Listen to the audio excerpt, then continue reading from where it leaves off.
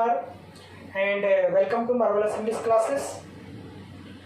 आज के इस वीडियो में जैसा कि मैं पहले ही बच्चों से वादा कर चुका हूँ कि आज आप लोगों के लिए मैं सिलेबस बनाकर दूंगा तो दूंगा, बस फिक्स है। तो इसलिए तमाम परेशानियों के बावजूद भी मैं अपने मतलब कि वचन पर अडिग हूँ, मैं अपने प्रॉमिस पर अडिग हूँ और आपके लिए 12th क्लास के बच्चों के लिए जो बिहार बोर्ड से एग्जाम दे रहे हैं या बिहार बोर्ड से पढ़ रहे हैं, उनके लिए क्लास 12th में पढ़ने वाले बच्चों के लिए इंग्लिश का आज हम सिलेबस लेकर आए हैं। फुल कॉन्सेप्ट पूरी तरह से, आज कुछ भी नहीं बचेगा, सब कुछ आपके सामने होगा। क्या आएगा, किस किस टॉपिक से क्वेश्चन पूछा जाएगा, उस टॉपिक से कैसे क्वेश्चन पूछा जाएगा, ये सब कुछ आपके सामने मैं डील करूंगा। तो आइए स्टार्ट करते हैं। देखिए बच्चों, बताया गया है कि सिलेबस फॉर क्लास 12, मतलब ये सिलेबस जो है आज का जो वीडियो है वो क्लास 12th का है। आज का सिलेबस जो बताने जा रहा हूँ क्लास 12th का है।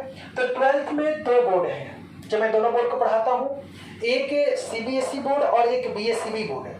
तो मैं जो ये पढ़ाने जा रहा हूँ ये BSEB बोर्ड का है, BSEB बोर्ड का है, ध्यान देंगे, बिहार बोर्ड, ठीक है। और मैं जो पढ़ाने जा रहा हूँ अभी इंग्लिश पढ़ाने जा रहा हूँ, इंग्लिश का सिलेबस बताऊंगा, ठीक है। तो इंग्लिश 100 मार्क्स के बारे में आज हम जानेंगे, ठीक है।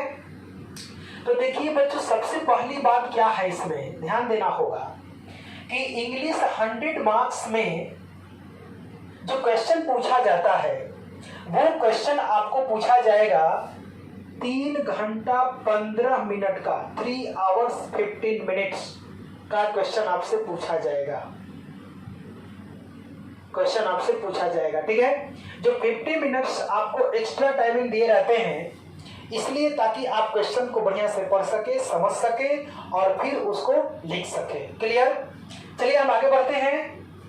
जो क्वेश्चन पूछा जाएगा, जैसे ही आपके हाथ में क्वेश्चन होगा, यानी कि इस तरह का क्वेश्चन आपके हाथ में होगा, देख लीजिए इस तरह का क्वेश्चन आपके हाथ में होगा 2021 में, ठीक है। ये 2020 का क्वेश्चन है, ठीक है। तो कैसे क्वेश्चन आपसे पूछा जाएगा, क्या क्या आपके बीच रहेगा, ये सब कुछ हम लेकर आए हैं, ठीक है। देखेंगे सबसे पहली बात कि पहले जो चलता था वो ग्रुप ABCD करके आता था क्वेश्चन, ठीक है। अब कुछ नहीं बच्चों, ग्रुप A और ग्रुप B, आप इसको सेक्शन भी कर सकते हो या आप इसको ग्रुप भी कर सकते हो, ग्रुप A, ठीक है बच्चों, ठीक है। तो ग्रुप A जो रहेगा वो उसमें ऑब्जेक्टिव टाइप क्वेश्चन पूछा जाएगा। क्या पूछा जाएगा बच्चों? ऑब्जेक्टिव टाइप क्वेश्चन पूछे जाएंगे, जो क्वेश्चंस आपके 50 मार्क्स के रहेंगे। कितने मार्क्स के रहेंगे बच्चों? 50 मार्क्स, ध्यान देना होगा। 50 नंबर का क्वेश्चन सेक्शन A या ग्रुप A में पूछा जाएगा जो कि ऑब्जेक्टिव रहेगा, ठीक है। आइए देखते हैं बच्चों कि ऑब्जेक्टिव क्वेश्चन कैसे आएगा। जैसे देखिए आपको मैं ये पेपर दिखा रहा हूं, देखिए यही क्वेश्चन है और यही आपका ऑब्जेक्टिव क्वेश्चन है। कोई भी आप इसमें से क्वेश्चन उठा सकते हो, ठीक है। कोई भी क्वेश्चन उठा करके रखिए, कोई भी क्वेश्चन को आप बनाइए, देखिए कोई भी क्वेश्चन आप बना सकते हैं, ठीक है। और आपका 50 क्वेश्चन पूछा जाएगा, ठीक है। आइए हम बताते हैं, ठीक है।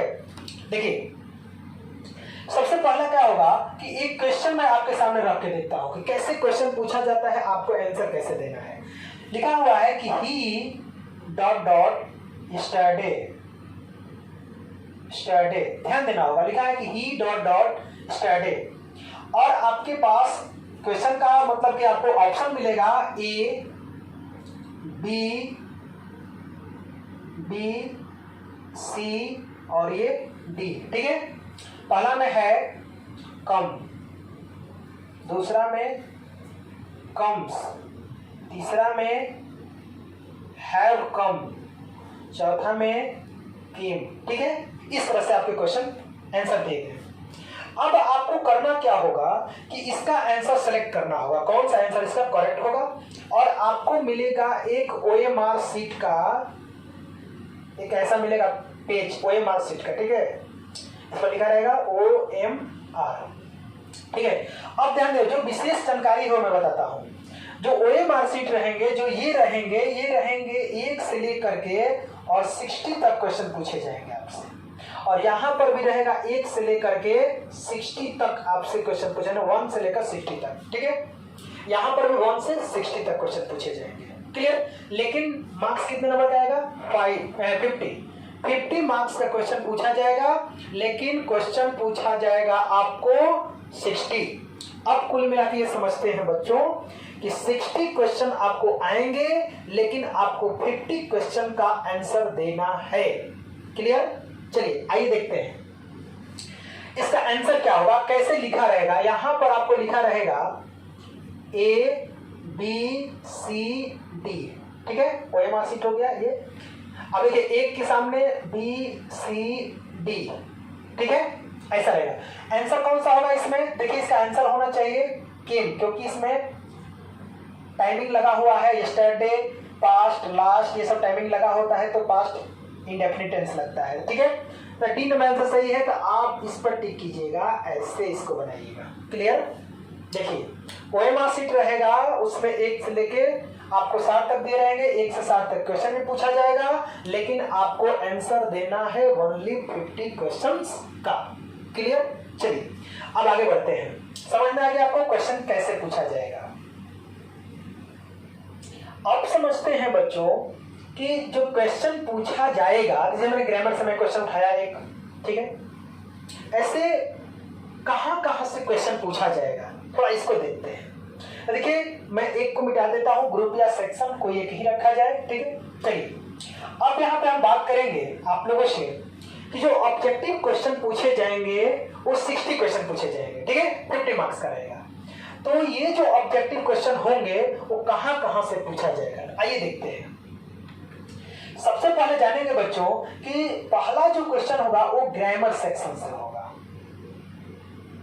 Grammar section. तो जो ग्रामर सेक्शन रहेगा बच्चों, इससे जो क्वेश्चन पूछे जाएंगे वो आपको 35 क्वेश्चंस पूछा जाएगा। क्वेश्चंस रहेंगे, ध्यान रखना होगा बाबू, 35 क्वेश्चंस रहेंगे, लेकिन मार्क्स कितना का रहेगा बच्चों? 30 मार्क्स, 30 मार्क्स, ठीक है। आइए देखते हैं, आगे बढ़ते हैं। अगला जो चीज रहेगा आपका लिटरेचर सेक्शन से है।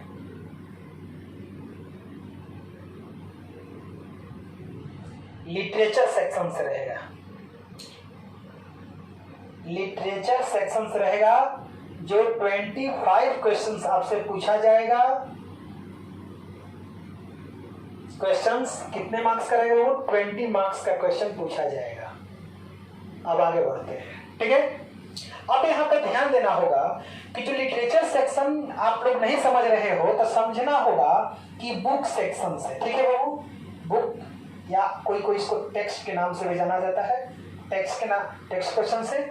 या आपको ध्यान रखना होगा कि ये बुक जो है कौन कौन चलते हैं, थोड़ा सा मैं इस पर भी डिस्कस कर देता हूं। देखिए आपको बुक सेक्शन से क्वेश्चन जो है कहां से पूछा जाएगा, ये मैं आपको बता देना चाहता हूं कि एक रेनबो पार्ट 2 एक बुक चलता है, ठीक है, जिसमें 2 भाग होंगे आपका। एक भाग होगा आपका पोएट्री सेक्शन और दूसरा होगा प्रोज सेक्शन, ठीक है। और एक और बुक चलेगा स्टोरी ऑफ इंग्लिश का, स्टोरी ऑफ इंग्लिश का, यही 2 बुक चलता है। तो आप लोग नोट कर लीजिएगा, ठीक है, इसको मैं मिटा रहा हूं, ठीक है। चलिए देखिए ये बुक आपका चलेगा। तो देखिए अब सबसे पहले जानेंगे जो ग्रामर सेक्शन आपको लिखा गया है उसमें से कितने क्वेश्चन पूछे जाएंगे, कौन कौन क्वेश्चन किस टॉपिक से क्वेश्चन पूछा जाएगा, मैं इसको डाल रहा हूं। अब पहला जो है ग्रामर सेक्शन, इससे क्वेश्चन पूछा जाएगा सबसे पहले टाइम एंड टेंस से क्वेश्चन पूछा जाएगा, टाइम एंड टेंस। बच्चों ध्यान दो, एक और चीज यहाँ पे बहुत बढ़िया चीज है, ध्यान देना होगा। एक क्वेश्चन आता है चूज द करेक्ट ऑप्शन करके, यही क्वेश्चन, बहुत क्वेश्चन इससे पूछा जाता है, चूज द करेक्ट ऑप्शन। तो जो चूज द करेक्ट ऑप्शन होते हैं बच्चों, वो टाइम एंड टेंस से ज्यादा रिलेटेड होते हैं, ठीक है। वर्ब के फॉर्म को भरने के लिए आता है चूज द करेक्ट ऑप्शन में। ये अभी आप अपना क्वेश्चन पेपर उठाकर देखिएगा भी पिछले साल का, तो चूज द करेक्ट ऑप्शन को लगता है कि 15 से 20 क्वेश्चन जो है चूज द करेक्ट ऑप्शन से आया हुआ है। इसमें वर्ब के फॉर्म को भरा जाता है। अब वो टाइम एंड टेंस से हो सकता है, या आपको मॉडल से हो सकता है, या आपको जेरंड से हो सकता है, जेरंड फॉर्म आप पढ़े होंगे जेरंड, उसके बाद आपको पार्टिसिपल से हो सकता है, या आपको इन्फिनेटिव से हो सकता है, क्लियर। लेकिन वर्ब के ही फॉर्म में चूज द करेक्ट ऑप्शन पूछा जाता है, क्लियर। तो यहाँ समझिए टाइम एंड टेंस जो है वो बहुत ज्यादा मार्क्स आता है, मतलब 10 से 12 मार्क्स से आते हैं, ठीक है। अगला हम लोग का टॉपिक होगा वॉइस, वॉइस, ठीक है। ये दो तरह से क्वेश्चन अब पूछा जा रहा है। एक पूछा जा रहा है बाबू active to passive, active to passive and passive to active. भाई लिखते चलिएगा क्योंकि मैं मिटाता चलूंगा, ठीक ना, ध्यान दीजिएगा यहाँ पे। वॉइस में active to passive and passive to active दोनों तरह से क्वेश्चन पूछे जाएंगे। थोड़ा एग्जांपल देख लेते हैं कैसे पूछा जाएगा क्वेश्चन, ठीक है बच्चों। पहला क्वेश्चन हो सकता है कि लिखा होगा कि I made him weep, I made him weep. अब ये क्वेश्चन जो है एक्टिव में है, अब हम इसको पैसिव में चेंज करेंगे, ठीक है। तो कैसे बनाते हैं, अगर आप लोग को आता है तो बनाइएगा, नहीं आता है तो देखिए, ठीक है। कैसे बनाते हैं, सबसे पहले हम सब्जेक्ट है, मेड यहाँ पर वर्ब है, यहाँ पर ऑब्जेक्ट है, और यहाँ पे है इन्फिनेटिव, ठीक है। ध्यान देना होगा ये विदाउट इन्फिनेटिव है, कैसे बनता है। हिम को लेकर इधर क्या हो जाएगा, ही। यहाँ पर मेड है तो यहाँ पर सब्जेक्ट प्लस V2 है, तो जहां V2 रहता है तो वॉज वर्ब लगता है, तो ही वॉज हो जाएगा। ध्यान दीजिए बच्चों, ही वॉज। अब यहाँ पर इसका भी V2 है तो V3 में मेड ही होगा, तो ही वॉज मेड। अब क्या होगा, टू वीप बाई मी, ये आपका बन जाएगा, क्लियर, समझ आ रहा है ना। तो ध्यान देना होगा, अगर आपसे क्वेश्चन पूछ दिया जाए, देखिए ध्यान दीजिएगा, अगर आपसे क्वेश्चन पूछ दिया जाए कि mango is being eaten by John.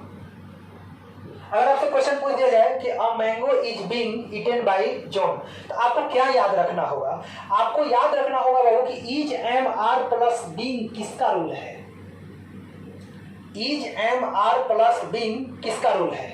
ध्यान दीजिएगा, प्रेजेंट इंडेफिनिट का रूल होता है कि इज एम आर, और प्रेजेंट कंटिन्यूअस का रूल होता है is am are plus being, ठीक है। तो प्रेजेंट कंटिन्यूअस का वाक्य है तो इसको प्रेजेंट कंटिन्यूअस बना देना है। जॉन हमारा सब्जेक्ट है तो काम वही कर रहा है, तो जॉन को लेकर चलेगा इधर जॉन। अब इज एम आर, तो जॉन इज। अब क्या कर रहा है, जॉन इज ईटेन है ना, तो is am are plus before लगता है इसमें, John is eating a mango बन जाएगा, John is eating a mango, clear. तो दोनों तरह से आपसे क्वेश्चन पूछा जाएगा, राइट। इसको अगर आपको नोट करना है तो नोट कर सकते हैं, अगर नहीं नोट करना है तो इसको मैं डिलीट कर रहा हूं, ठीक है। चलिए देखते हैं, इस तरह से मेरे क्वेश्चन वॉइस से आपसे किया जाएगा, ठीक है। उसके बाद जो है बाबू आपका रहेगा नरेशन, ठीक है। देखते हैं, नरेशन टॉपिक से क्वेश्चन पूछा जाएगा। नरेशन, ध्यान देना होगा, टाइम एंड टेंस से 10 क्वेश्चंस कम से कम आएगा भाई। वॉइस से 2 क्वेश्चन आपसे पूछा जाएगा, और नरेशन से भी 2 क्वेश्चन पूछा जाएगा। अब इस नरेशन में ध्यान देना होगा आपको कि direct to indirect, direct to indirect भी पूछा जाएगा, and indirect to direct question भी पूछा जाएगा। क्लियर, समझ में आना चाहिए, बिल्कुल सही बात। डायरेक्ट टू इनडायरेक्ट और इनडायरेक्ट टू डायरेक्ट क्वेश्चन पूछा जाएगा, ठीक है। देखिए अभी मैं आपको दिखा भी रहा हूं कि इसमें एक डायरेक्ट टू इनडायरेक्ट और इनडायरेक्ट टू डायरेक्ट क्वेश्चन में पूछा गया है। देखिए क्वेश्चन है इसमें 2020 का, मतलब 23 नंबर क्वेश्चन मैं सॉल्व कर रहा हूं यहाँ पे, जो नरेशन सेक्शन से दिया गया है, नरेशन टॉपिक से दिया गया है। लिखा है कि श्याम ध्यान दीजिएगा सब लोग। Shyam asked her if she was ill, यही क्वेश्चन आया है, ठीक है ना, बोर्ड में, ठीक है, ध्यान दीजिएगा। अब इसका ए नंबर आंसर बी, सी और डी बनाया हुआ रहेगा आपके पास, ठीक है। आइए देखते हैं, बनाकर भी लिखा हुआ है कि Shyam asked her you are ill, you are ill पहला है, ध्यान दीजिएगा। और दूसरा ऑप्शन में है इसमें कि श्याम आस्क्ड हर, नहीं इसमें श्याम टोल्ड है, श्याम टोल्ड हर, उसके बाद है was she ill, was she ill question mark है, ऐसे दिया हुआ है, आप समझिएगा। नेक्स्ट में मैं लिख ही देता हूं, ठीक है, श्याम यहां पर लिखा गया, आस्क्ड हर कर देता हूं, ठीक है। सी नंबर क्वेश्चन में आंसर है इसका कि Shyam said to her, Shyam said to her, ठीक है। और आर यू इल ऐसा किया गया है, वो क्वेश्चन मार्क यहां पर भी है, ध्यान दीजिएगा, ठीक है। फिर कह रहा है कि Shyam told to her, Shyam told to her is she ill, ऐसा दिया हुआ है, इज सी इल ऐसा क्वेश्चन है, ऐसे दिया हुआ है, ठीक है। अब कह रहा है कि इसमें से कौन सा ऑप्शन सही है, ठीक है। अगर आपको आ रहा है तो आप जान रहे हो, जिनको नहीं आ रहा वो समझेंगे थोड़ा सा। देखिए, डायरेक्ट इनडायरेक्ट स्पीच में कुछ ज्यादा नहीं समझना है, हम यहाँ पर ज्यादा डील नहीं करेंगे, यहाँ पर सिर्फ आपको इसका आंसर बताएंगे, थोड़ा सा ट्रिक बता करके, समझा करके। देखिए, आस्क्ड का सबसे बड़े क्वेश्चन को पढ़ना है कि इसमें आस्क्ड लिखा हुआ है, इसमें इफ आया हुआ है, ठीक है। दो चीज पर हम विचार करेंगे, पहला क्वेश्चन आस्क्ड और दूसरा क्वेश्चन इफ, ये कहां लगता है, ध्यान देना होगा थोड़ा सा। तो असर्टिव सेंटेंस में ऐसा नहीं होता है कि आस्क्ड का प्रयोग होता है, बिल्कुल नहीं होता है। हाँ, इंटेरोगेटिव सेंटेंस में होता है, इंपरेटिव सेंटेंस में होता है, ठीक है, कभी कभी ऑप्टेटिव सेंटेंस में भी लोग करता है, ठीक है। लेकिन ध्यान रखना होगा कि खास रूप से, मेन रूप से इसमें इंटेरोगेटिव सेंटेंस में आस्क का प्रयोग किया जाता है, सेड टू को आस्क में बदला जाता है, क्योंकि बाबू क्वेश्चन कहा नहीं जाता है बल्कि क्वेश्चन पूछा जाता है, और यही कारण है कि आस्क का प्रयोग होता है। आइए देखते हैं, आस्क हो गया एक। दूसरा बात, आपको पढ़ाया गया है कि कॉमा के बदले, इंटेरोगेटिव में पढ़ाया गया होगा, कॉमा के बदले में इफ या वेदर का प्रयोग करें, ठीक है। तो हमारे पास यहाँ इफ भी दिया हुआ है। चलिए अब इसका आंसर का तलाश करते हैं। पहला है यू आर इज, तो ये तो होगा नहीं क्योंकि असर्टिव में है, बिल्कुल नहीं होगा, ठीक है। चलिए आगे बढ़ते हैं। आगे है कि श्याम टोल्ड हर, ध्यान देना होगा, श्याम टोल्ड हर। याद रखिए कि अगर सेड से भी क्वेश्चन पूछा गया होगा तो टोल्ड नहीं होता है, आस्क होता है, इसलिए ये भी आपका ऑप्शन गलत हो जाएगा, क्योंकि इंटरोगेटिव सेंटेंस में टोल्ड नहीं होता है, आस्क होता है। क्लियर? चलिए ये भी ऑप्शन गलत है आपका। आगे बढ़ते हैं कि श्याम सेड टू हर, ध्यान दीजिएगा, श्याम सेड टू हर, हाँ ऐसा हो सकता है क्योंकि सेड टू को आस्क में बदला जाता है, यहां तक तो सही है, बिल्कुल सही है। आगे बढ़ता है क्वेश्चन, तो आर यू इल, तो हमने ये क्वेश्चन पढ़ा है, आपको ध्यान रखना होगा, आपने एक बात पढ़ी होगी नरेशन में कि इज एम आर को वॉज वर्ड में बदला जाता है, वॉज वर्ड में बदला जाता है। तो यहाँ पर क्वेश्चन पूछा गया है, तो क्वेश्चन पहले है, ध्यान दीजिएगा। अब यहाँ पे ध्यान रखा कि वॉज वर्ड लिखा गया था, यहाँ तो ऐसे ही गलत है, इज एम आर को वॉज वर्ड बदला जाता है, तो सही बात है भाई कि हमारे पास वॉज तो है, ठीक है, वॉज है। अब कह रहा है कि यू है, यू कौन सा पर्सन है बच्चों, तो सेकंड पर्सन है, और सेकंड पर्सन ऑब्जेक्ट के अनुसार बदलता है। यहाँ पे सब्जेक्ट है तो हमको हर का सब्जेक्ट खोजना है, हमारे पास सी है, समझा रहा ना। अब देखिए, तो सी हो गया, अब क्या हो गया, सी के बाद ईज एम आर को वजन बदल दिया गया और इल का इल है। अब आप सोचिएगा कि यहाँ पर ऑक्सिलरी वर्ब पहले है और यहाँ पर ऑक्सिलरी वर्ब बाद में है। ये रूल है कि इंटेरोगेटिव सेंटेंस को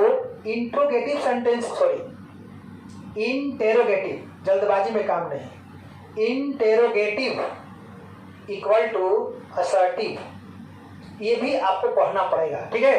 तो नरेशन के कुछ रूल्स हैं, रेगुलेशंस हैं, जिसके आधार पर ये आपका सी नंबर आंसर क्या होगा, सही होगा, आप ध्यान दोगे, ठीक है। तो डायरेक्ट तो आप जानते हो डायरेक्ट से इनडायरेक्ट में कैसे बदलता है, लेकिन इनडायरेक्ट से भी डायरेक्ट में बदलना होता है। यही समझाने के लिए मैं आपको एक क्वेश्चन समझाया। आपको इस क्वेश्चन को अगर लिखना है तो आप लिख सकते हैं, स्क्रीनशॉट ले सकते हैं, और नहीं तो मैं आगे बढ़ रहा हूं, ठीक है। चलिए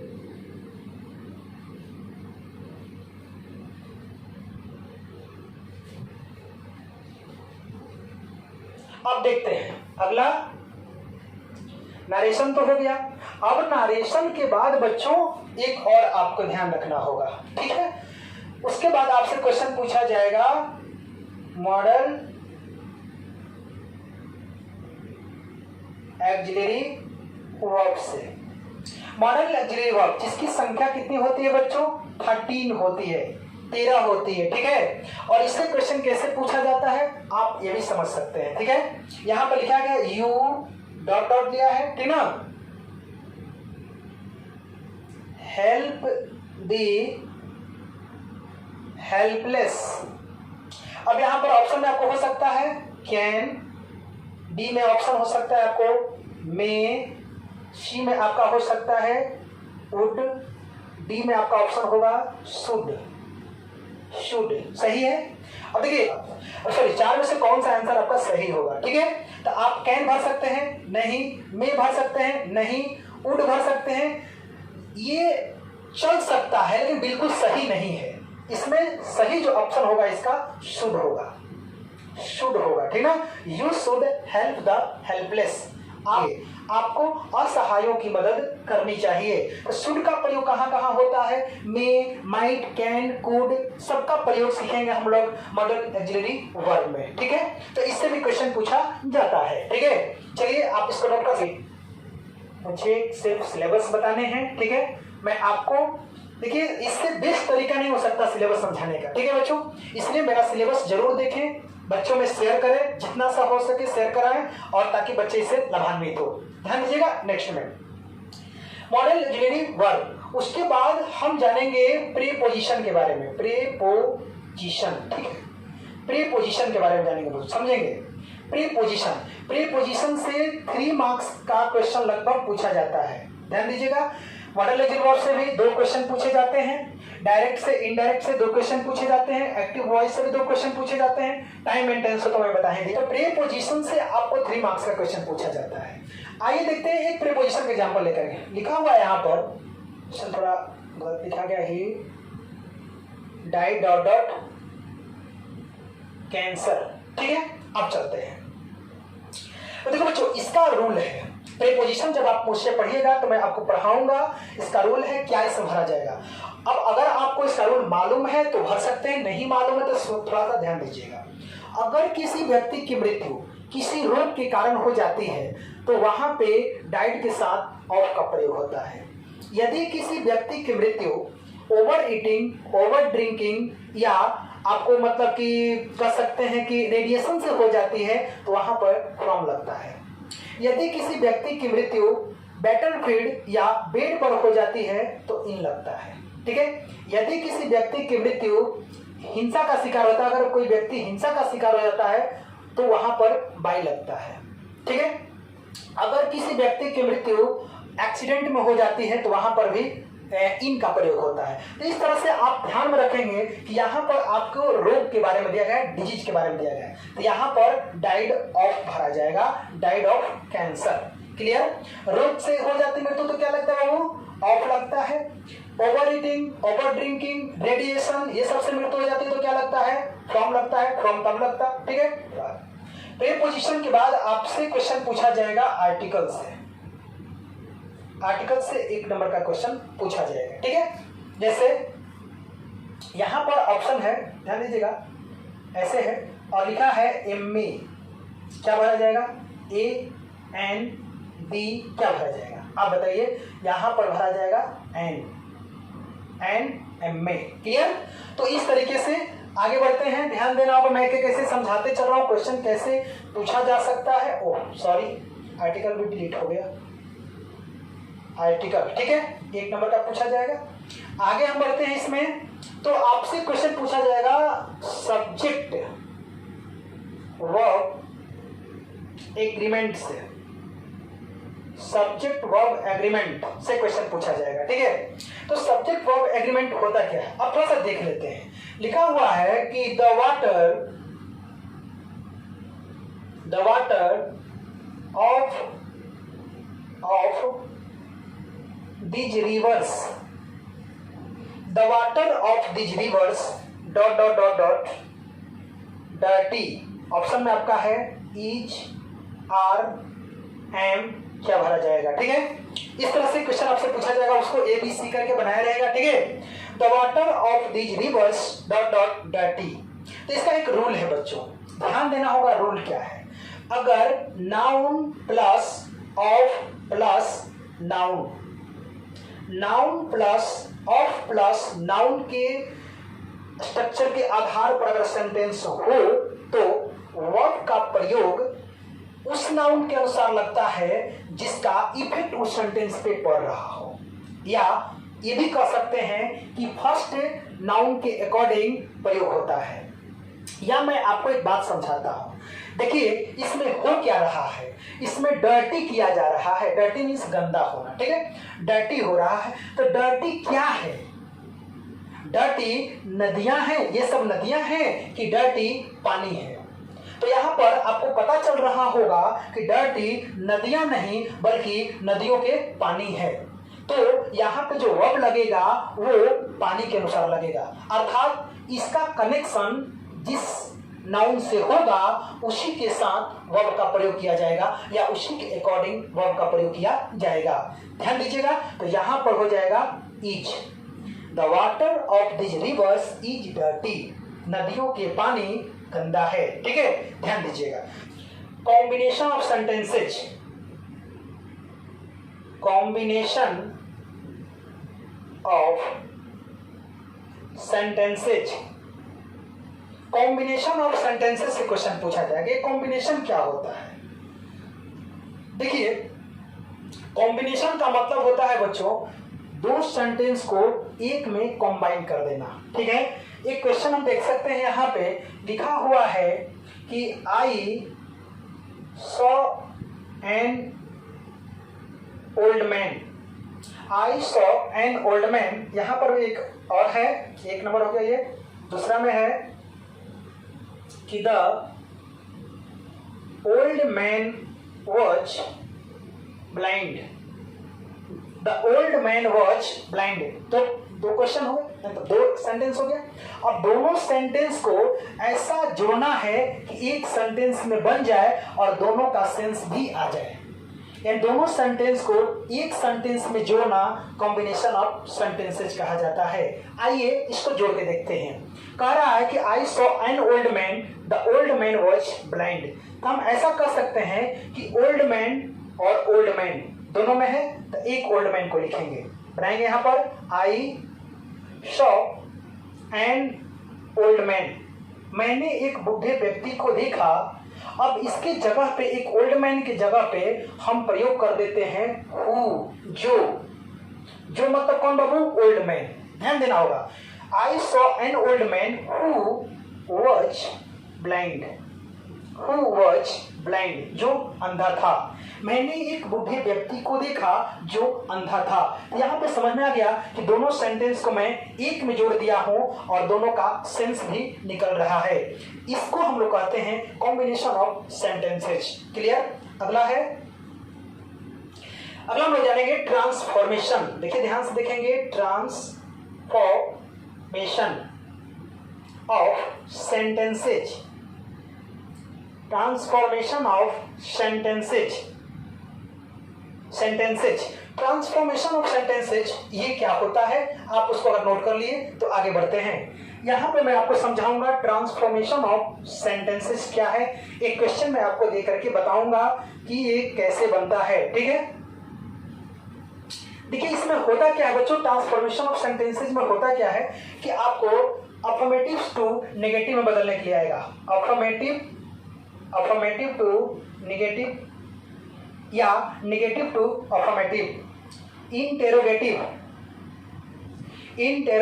टू असर्टिव, ठीक है, assertive to interrogative, exclamatory to assertive, assertive to exclamatory, ठीक है। इस तरह से इसमें क्वेश्चन पूछे जाते हैं। मैं एक क्वेश्चन आपको बता देता हूं, ठीक है, ध्यान रखेंगे।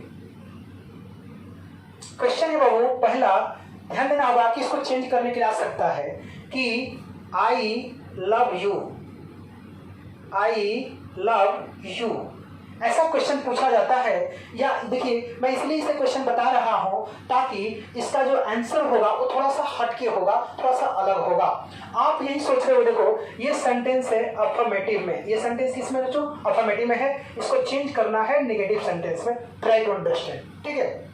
आइए देखते हैं आई लव यू, इसका नेगेटिव क्या होगा। आप यही सोच रहे हैं कि इसका नेगेटिव होगा I don't hate you, I don't hate you, इस तरह से बना सकते हैं। लेकिन नहीं बच्चों, इसका आंसर ये नहीं होगा। इसका आंसर होगा I am not without love for you, इसका नेगेटिव ये होगा। क्वेश्चन पूछा जाता है कि every gain has risk, every gain has risk, इसको भी आपको बदलना है नेगेटिव सेंटेंस में, ठीक है। बनाएंगे इसका कि there is no gain without risk, ध्यान देना होगा, there is no gain without risk. चलिए आप इसको नोट कर लीजिए या मैं आपको आगे को समझाता हूं। एक और सेंटेंस इसमें से बता देता हूं आपको, ठीक है। चलिए देखते हैं, तो आप देखिएगा एक और सेंटेंस है, लिखा हुआ है कि how fast the baby runs, how fast the baby runs, ध्यान दीजिएगा, how fast the baby runs, इसको बनाएंगे असर्टिव में चेंज करना होगा। ये बनाएंगे the baby runs very fast, the baby runs very fast, इसको इस तरह से बनाते हैं, ठीक है। ये है हमारा ट्रांसफॉर्मेशन, अंडरस्टैंड। चलिए ट्रांसफॉर्मेशन के बाद हम आगे बढ़ते हैं,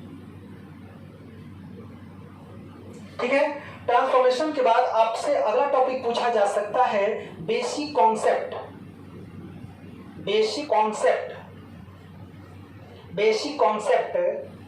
ऑफ नाउन प्रोनाउन। देखिए basic concept of noun pronoun, adjective, verb तो पढ़ना ही हम लोग को, एडवर्ब, ठीक है। तो basic concept of noun pronoun, adjective, adverb, ये सबसे आपसे क्वेश्चन पूछा जा सकता है। जैसे कि इस साल एक क्वेश्चन आया है मतलब प्रोनाउन सेक्शन से, ठीक है। आपसे क्वेश्चन पूछा जा सकता है कि ध्यान देना होगा, यहाँ पे डॉट दिया हुआ है स्टार्स, ठीक है। अब यहां पर पूछ सकता है, एक यहां पर दे सकता है ग्रुप ऑफ, यहां पर ऑफ दे देता हूं, ग्रुप ऑफ, हर्ड ऑफ, सी में आ जा होगा क्लस्टर ऑफ, या आपको डी नंबर में दे सकता है कि कलेक्शन ऑफ, कलेक्शन ऑफ, ठीक है। तो इस तरीके से आपसे क्वेश्चन पूछा जा सकता है, तो आपका इसमें आंसर होगा अ क्लस्टर ऑफ स्टार्स, तारों का समूह या तारों का झुंड, ठीक है। अब आगे देखते हैं। इसके बाद आपसे कुछ और क्वेश्चंस पूछे जाएंगे। One word substitution. One word substitution का मतलब होता है कि एक बड़ा सेंटेंस, यानी कि एक सेंटेंस को एक वर्ड में कह देना, एक सेंटेंस को, एक पूरे सेंटेंस को एक वर्ड में कह देना है कि बड़ा में लिखा रहता है उसको एक वर्ड में कह देना, ठीक है। जैसे एक सेंटेंस देखते हैं, हम लिखा हुआ है कि अ वुमन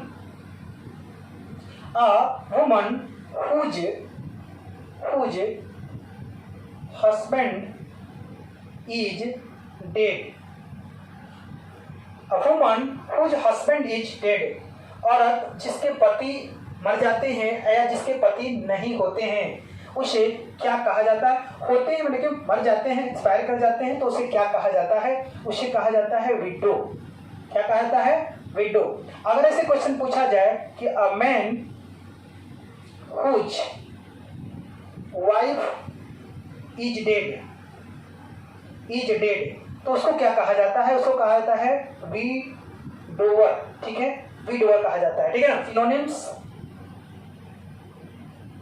सिनोनिम्स और एंटोनिम्स।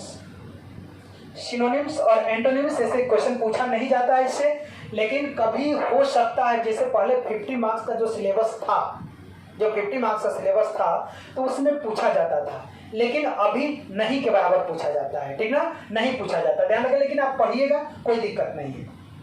आगे idioms and phrases. Idioms and phrases. Idioms and phrases ध्यान देंगे, इससे भी क्वेश्चन पूछा जाता है। आगे बढ़ जाएंगे। इडियम्स एंड फ्रेजेज के बाद क्वेश्चन पूछा जा सकता है कि choose correctly spelt word. Choose the correctly spelt word. इसमें क्या रहता है बाबू कि एक ही वर्ड को 4 तरीके से लिखा होगा। ध्यान देंगे, एक ही वर्ड को 4 तरीके से लिखा होगा, जिसमें एक जो तरीका होगा उसका स्पेलिंग सही होगा और आपको चूज करना होगा। क्लियर? तो ध्यान देना होगा, ऐसे क्वेश्चन पूछा जाता है। आगे क्वेश्चन पूछा जाएगा कि choose the correct sentences. Choose the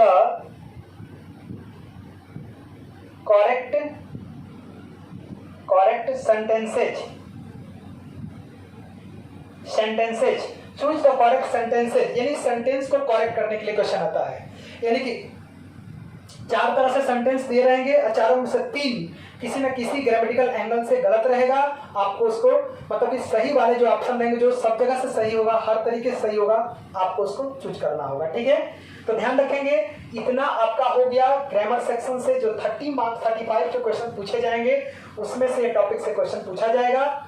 उसके बाद हम जानते हैं कि थोड़ा सा 2-3 पॉइंट को और ध्यान में रखिएगा। जैसे आपका remove to,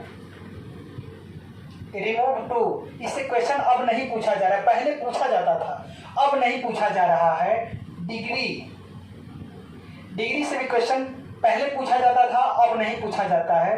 question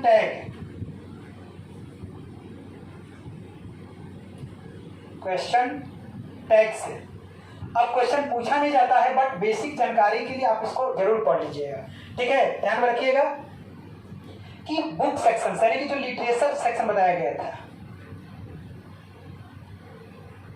literature section, इसमें क्या पूछा जाएगा बच्चों? ध्यान देना होगा कि लिटरेचर सेक्शन में आपसे क्वेश्चन किया जाएगा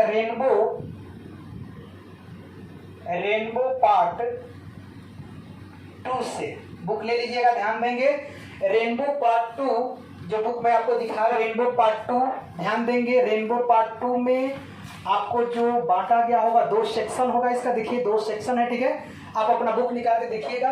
रेनबो पार्ट 2, ध्यान रखेंगे कि रेनबो पार्ट 2 एक बुक चलता है आप लोग का, जिसमें 2 सेक्शन होंगे, ठीक है। ऐसे करके, एक पहला होगा प्रोज सेक्शन और दूसरा होगा पोएट्री सेक्शन, ठीक है, पोएट्री सेक्शन,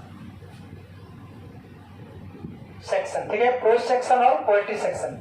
प्रोज सेक्शन से 9 मार्क्स के क्वेश्चन लगभग पूछे जाएंगे, 1 नंबर इधर उधर भी हो सकता है, 9 मार्क्स का क्वेश्चन इससे भी पूछा जाएगा। देखिए 1 नंबर उधर बढ़ जाएगा तो 1 नंबर इधर घट जाएगा, उधर घट जाएगा तो इधर बढ़ जाएगा, ये ध्यान रखेंगे। क्लियर? कोई मतलब इस साल इतना क्वेश्चन पूछा गया है, ठीक है। और एक और बुक चलता है आपका स्टोरी ऑफ इंग्लिश का एक बुक चलता है, ध्यान रखेंगे, स्टोरी ऑफ इंग्लिश का बुक चलता है।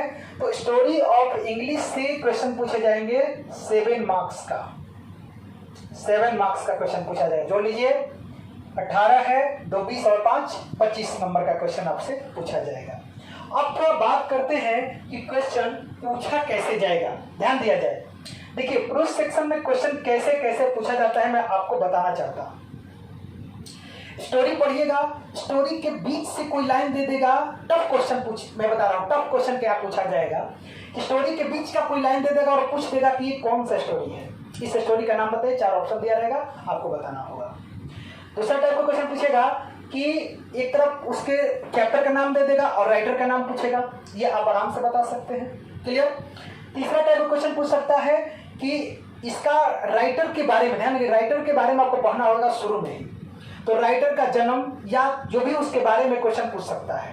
क्लियर? आप समझिएगा 3-4 टाइप से क्वेश्चन इसमें पूछा जाता है। क्वेश्चन पूछा जा सकता है कि आप बताइए कि आई हैव अ ड्रीम किसने लिखा, अर्थ किसने लिखा, तो ऐसा क्वेश्चन पूछा जा सकता है। क्लियर? अब आया पोएट्री सेक्शन। तो पोएट्री सेक्शन में भी ध्यान रखना होगा कि आपसे क्वेश्चन पूछा जा सकता है, बीच का कोई लाइन दे देगा, जैसे कि मान लेते हैं कि एक लाइन दे दिया गया, I celebrate my self, I celebrate myself and sing myself। ध्यान देना है, I celebrate myself and sing myself। साफ साफ नहीं दिख रहा है, I celebrate myself and sing myself, ऐसा कर देगा और पूछेगा कि बताइए इसको, इस लाइन को किसने लिखा है। वॉल्ट विटमैन ऐसा आ जाएगा, ठीक ना। ऐसा भी क्वेश्चन पूछ सकता है कि now the leaves are falling fast, now the leaves are falling fast, who wrote this lines, who wrote this line, इस लाइन को किसने लिखा है, मतलब ये किस राइटर के द्वारा लिखा गया है। आप इसको कर सकते हैं W.H.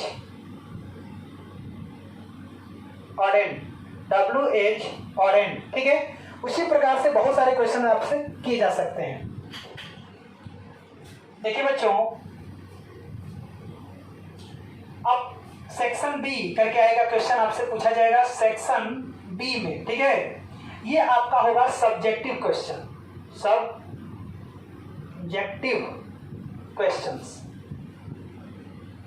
सब्जेक्टिव क्वेश्चंस होंगे, इसको ध्यान देना होगा थोड़ा सा, ठीक है। अब सब्जेक्टिव क्वेश्चंस में क्या है आपको मैं बता रहा हूं, ध्यान देना होगा सब्जेक्टिव क्वेश्चंस में। देखिए इसमें भी कुछ ग्रामर होंगे और कुछ बुक्स होंगे, ठीक है। मैंने बुक से क्वेश्चन किया जाएगा तो कुछ ग्रामर सेक्शन से क्वेश्चन किया जाएगा। देखिए जो पहला क्वेश्चन होता है, ध्यान रखना होगा, देखिए आपको क्या दिया गया है, तो एक एसे आएगा, आपको आएगा एसे लिखने के लिए आएगा, एक 8 मार्क्स का रहेगा, ध्यान देना होगा। एक एसे लिखने के आएगा 8 से, यानी कि आपको 5 ऑप्शन दिए जाएंगे, ध्यान रखिएगा 5 ऑप्शन दिए जाएंगे जिसमें से आपको किसी एक पर लिखना होगा, ठीक है। तो आपका ये ध्यान रखना होगा कि एक एसे नेसेसरी है, जरूरी है आपके लिए कि 8 मार्क्स का पूछा जाएगा, 5 ऑप्शन दिया जाएगा जिसमें से आपको एक पर लिखना होगा। अगला है एसे के बाद आपका है, देखिए अगला है एक्सप्लेन करना होगा, लिखेगा explain any one of the following, explain any one of the following, देखिए ध्यान से, explain any one of the following में क्या किया गया है 1 2 3 4, वैसे पहले आता था 3 ही क्वेश्चन, मतलब 4 नंबर का क्वेश्चन आएगा, एक लिखना होगा जिसमें आपका A B C D 4 line दिया रहेगा, 4 लाइन में से किसी एक लाइन को एक्सप्लेन करना होगा। देखिए ये लाइन बड़ा बड़ा है इसलिए मैं नहीं लिख पा रहा हूँ और नहीं लिख रहा हूँ, लेकिन आप लोग देख सकते हैं कि ये जो 4 लाइन है उस 4 लाइन में से किसी एक लाइन को आपको एक्सप्लेन करना होगा, जिससे आपको 4 नंबर मिलेगा, ठीक है, जिसमें आपको 4 नंबर मिलेगा, ठीक है। सेम यही क्वेश्चन 3 नंबर पर भी आता है। मैं इसको देखिए मिटा दे रहा हूँ, इसीलिए मैं आपको क्वेश्चन पेपर भी दिखा रहा हूँ ताकि आप इसको समझ लें या पेपर पर आप जाके समझ सकते हैं। एक और क्वेश्चन जो है, देखिए ये क्वेश्चन नंबर 1 होगा, ये क्वेश्चन नंबर 2 होगा, ये क्वेश्चन नंबर 3 होगा। सेम क्वेश्चन आएगा, explain any one of the following, ये भी 4 नंबर का रहेगा। तो देखिए बाबू, ये रहेगा आपका प्रोज सेक्शन से, ये रहेगा आपका पोएट्री सेक्शन से, यानी ये पोयम का कोई लाइन दे देगा, इसमें 4 को लाइन देगा, एक लाइन को एक्सप्लेन करना है। देखिए आपको दिखा रहा हूं, देखिए दिख रहा होगा, explain any one of the following, ध्यान दीजिएगा, इसमें है Macavity there's know like Macavity, अब इसको एक्सप्लेन करना है। कह रहा है कि for his friend in flying shape a monster of depravity, इसको एक्सप्लेन कर। देखिए ए बी, उसका देखिए सी डी 4 दिया हुआ ना, ध्यान दीजिएगा, ये 4 है, उसमें से एक्सप्लेन करना है। अब देखिए क्वेश्चन नंबर 4, देखिए चौथा नंबर में पूछा गया है कि लेटर लिखने के लिए आता है, लेटर आएगा लिखने के लिए। एक होता है वो फॉर्मल लेटर और एक होता है इनफॉर्मल लेटर। इनफॉर्मल लेटर दोनों आ सकता है, फॉर्मल लेटर या इनफॉर्मल लेटर। फॉर्मल लेटर जो किसी पद पर रहते हैं उनके लिए लिखा जाता है, इनफॉर्मल लेटर जो होता है बच्चों वो आपको फैमिली रिलेटिव में लिखा जाता है, ठीक है। 2 तरह से आते हैं लेटर, ये लेटर आएंगे आपको 5 मार्क्स के, ध्यान रखेंगे 5 मार्क्स, क्लियर, समझेंगे। उसके बाद आपको 5 नंबर में आपका आएगा जो द फॉलोइंग क्वेश्चंस, इसमें रहता क्या वो 10 क्वेश्चंस पूछे जाएंगे, 10 क्वेश्चंस पूछे जाएंगे, जिसमें से आपको 5 क्वेश्चंस को रिप्लाई करना है, यानी 5 क्वेश्चंस का आंसर आपको लिखना है और ये 10 मार्क्स का आएगा, फिक्स है, 10 मार्क्स का क्वेश्चन पूछा जाएगा। अब आइए समझते हैं बच्चों कि ये क्वेश्चन कहां कहां से पूछा जाता है। ध्यान रखेंगे, ध्यान रखेंगे, ध्यान रखेंगे, ठीक है।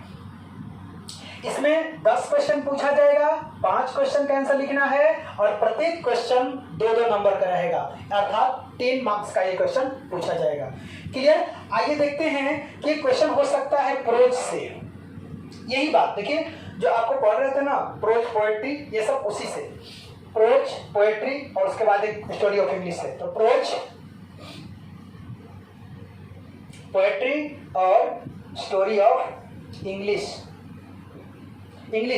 अब देखिए ये आपका रेनबो पार्ट 2, ठीक है, और स्टोरी ऑफ इंग्लिश आप जानते हैं, ठीक है।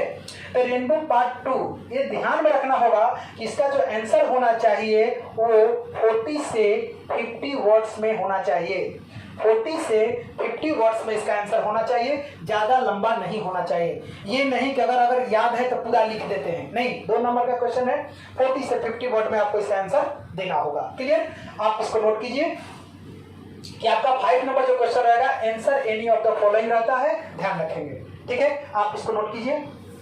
देखते हैं 6 नंबर क्वेश्चन जो है, वो 6 नंबर क्वेश्चन क्या होगा। देखिए समरी लिखने के लिए कहता है, देखिए समरी आएगा लिखने के लिए,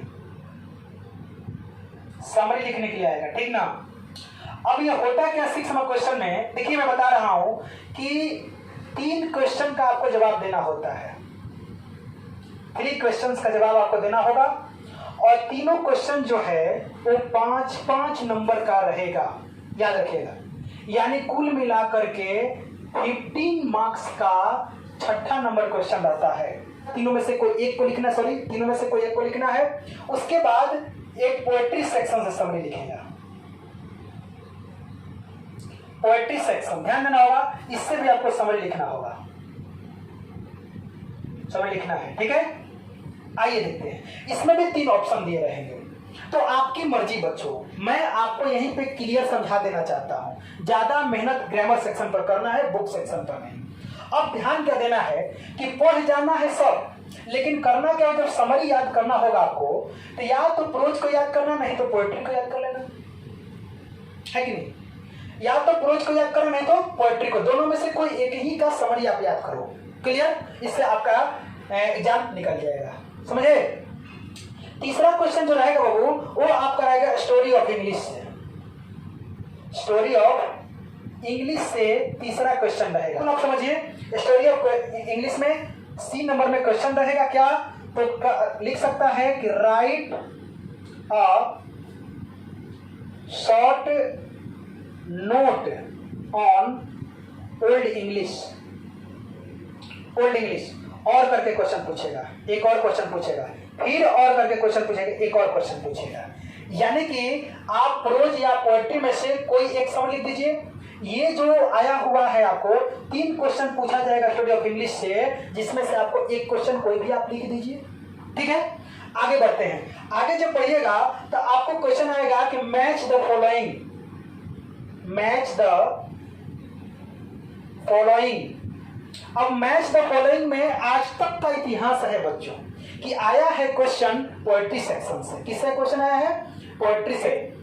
जैसे में इसमें लिखा हुआ है, ध्यान देंगे मैच द फॉलोइंग में, कि इधर लिखा कि जॉन डोन, ठीक है, जॉन डोन इधर कर दिया है, लिस्ट इसमें लिखा है, लिस्ट ए और लिस्ट बी कर दिया है, ठीक है बच्चों। अब क्या करेगा कि 1 2 3 4 5 ऐसे इधर राइटर के नाम दिए रहेंगे, और इधर ये क्या लिखे हैं वो नाम दिए रहेंगे, और आपको मैच कर देना है। ध्यान रखना होगा कि मैच करते हुए आप इस तरह का काम मत कीजिएगा कि ये लिखे हैं तो ऐसे मिला देते हैं, ये लिखे हैं तो ऐसे मिला देते हैं, लिखे हैं तो ऐसे मिला देते हैं, ऐसा काम मत कीजिएगा यार, अब तुम बच्चे नहीं रहे, ठीक है।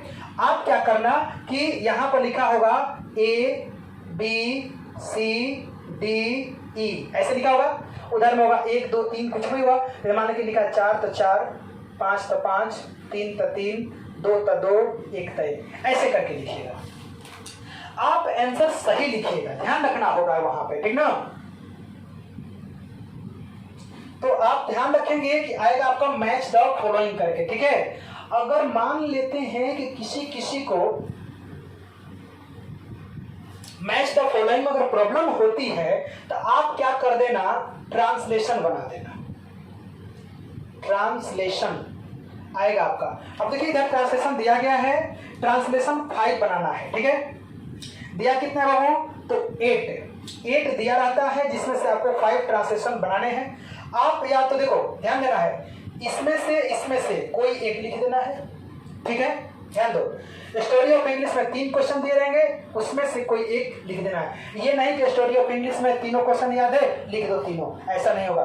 तीनों में से कोई एक लिखना है, इस दोनों में से कोई एक लिखना है, मैच द फॉलोइंग हो या ट्रांसलेशन हो, इन दोनों में से कोई एक करना है। That's clear.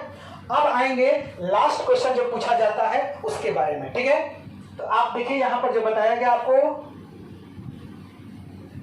लास्ट क्वेश्चन जो पूछा जाएगा 7 नंबर, ठीक है बच्चों, 7 नंबर, उसमें क्वेश्चन आएगा वो पैसेज से,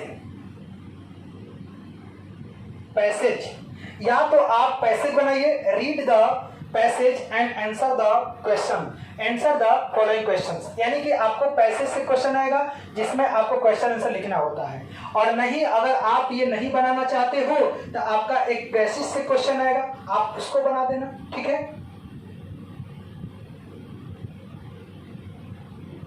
पैसेज करके आता है, देखिए पैसेज जिसमें आपको पढ़ने के लिए रहता है, पढ़िएगा, आप उसको रीड करके पढ़ करके और आंसर दीजिएगा, क्वेश्चन पूछा रहेगा आंसर दीजिएगा। इसमें क्या रहता है, प्रेसिस रहता है। इसमें होता क्या, देखिए यही प्रेसिस आपको लिखा गया, ध्यान दीजिएगा, ये वाला, ठीक है, आपको दिखाई दे रहा होगा प्रेसिस, ठीक है।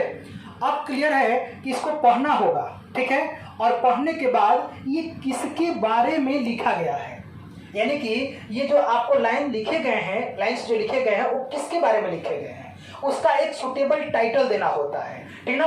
तो इसलिए क्वेश्चन पूछा जाता है कि right a basis of the following passage and give a suitable title. याद रखना उसमें टाइटल रहता ही है, फिक्स होता है।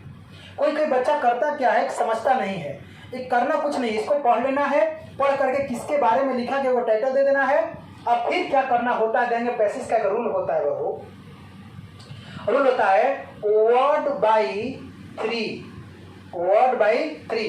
करना क्या होगा कि इस पैसेज को आप पढ़ना 1 2 3 4 5 वर्ड को काउंट कर लेना। मान लेते हैं कि आपके पास वर्ड हो गया 140 वर्ड हो गया, मान सकते हैं आपको इसको काउंट किया तो 140 वर्ड आपका हो गया।